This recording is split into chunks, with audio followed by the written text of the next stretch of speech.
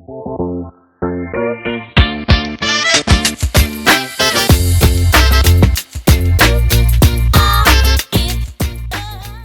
you know, in Drive Apprentice, your courses can be protected by drip schedules to decide the way your content will be unlocked, so dripped, to your students. However, if there is a case in which you would want to unlock a certain lesson or content for a student in particular, you can manually do that. And if you want to do so, what you have to do is access your member section and find the student for which you want to unlock the specific piece of content. Then click on the student, and this will take you to the list of courses for which this student was given access. Now open the course that contains the content that you want to unlock, and as you can see, you will have the full list of lessons, modules or chapters, as well as their status. So as you can see, we have some lessons unlocked here, and some of them are still locked for this student. What we can do if we want to unlock this lesson, for example, is click on this locked status right here, and as you can see, a pop-up will open. This will let you know that this lesson will automatically be unlocked for this member as soon as they meet the required drip conditions. But if you want to manually unlock the content and give this member immediate access, what you can do is click on this button right here that says yes, unlock this content.